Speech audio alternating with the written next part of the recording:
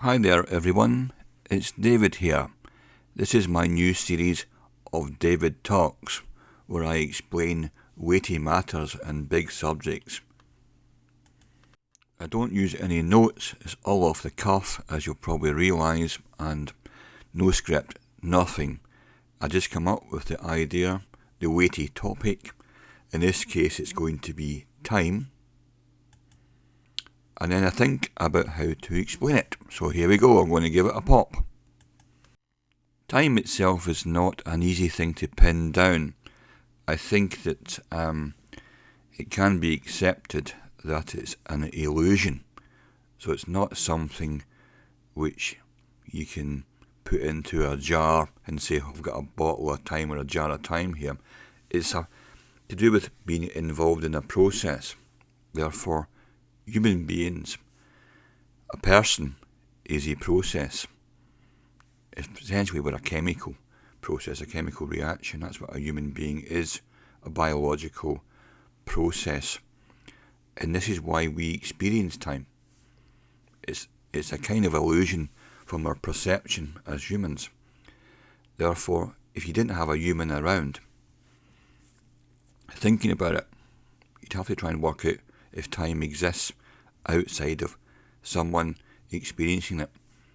So, I think if we go back to Descartes, he said that the only thing you can know for sure is that you exist yourself and that you can experience time passing. Everything else is external, relying on your senses. So, if you think about time, what is it? Where is it? Well, all of time exists in the now. There's only one thing which is the now, and all of time exists at the same time in this moment, the now. So if we're thinking about the future, we're doing it just now. If we're thinking about the past, we're doing it just now. So during the now, we can think, I wonder what will happen in the future. And if we are thinking about memories from the past, we think, yeah, that was interesting, but we're still in the now. And all of time exists in one now. Now, if you look at this in terms of a DVD player, it's easier to understand. If you think about this disc thing you put into a device and it starts to play a movie, we all know that every scene in that movie is on the disc. The end of the movie is there, the start of the movie is there, and so is the middle.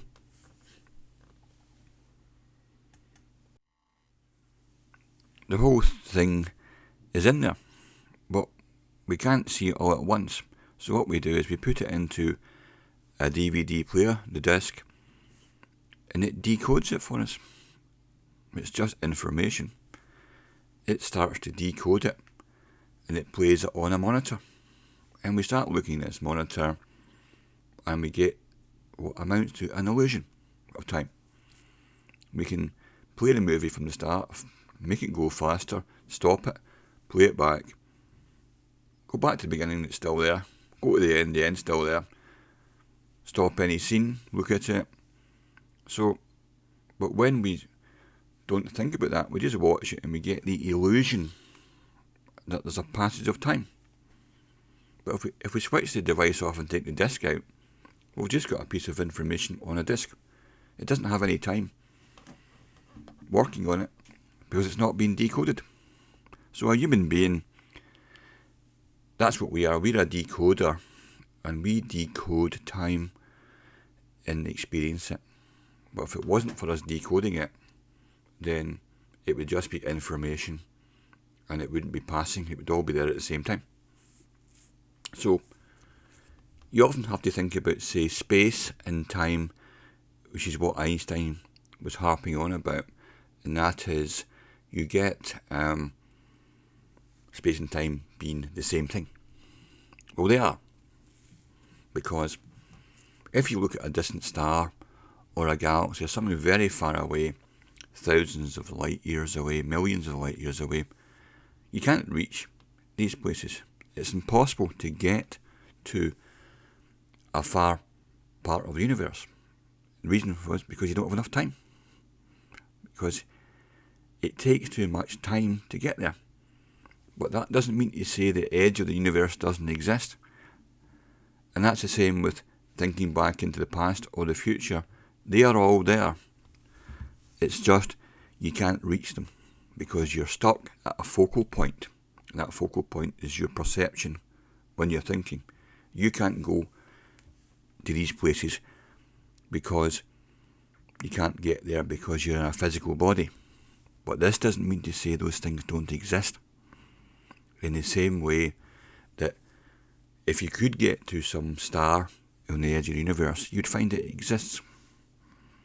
But when you're away from it and you can't reach it, it's still there.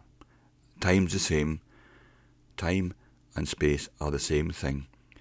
They appear to be unreachable, and that's because they are made up of the same thing, which is information. You need to decode it. A human being has a limit to what we can decode, just a small slither of the electromagnetic spectrum. That's all we can decode, and from that little tiny bit, we then assume and extrapolate everything that can be known. Of course, we don't know anything at all because we only have a little bit of the information, an infinitesimal amount. So we make all our assumptions. In mathematics, they call it an axiom, where you start extrapolating all sorts of fancy ideas from very limited information. Current day cosmologists can't find 96% of the universe. How embarrassing is that? They call it dark energy and dark matter. What they mean is we don't know. And the standard model doesn't work. So all of time, all of space, all information, all exists. We get a little snapshot of it as human beings for a short period of time, a lifetime, but it's all there, all in the now.